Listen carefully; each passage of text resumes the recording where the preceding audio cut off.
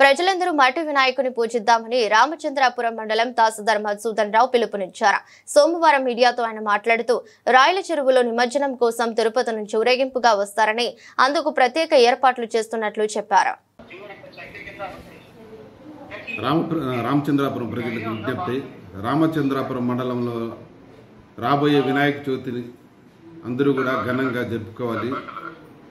మట్టి వినాయకులకి ప్రాధాన్యత ఇవ్వండి.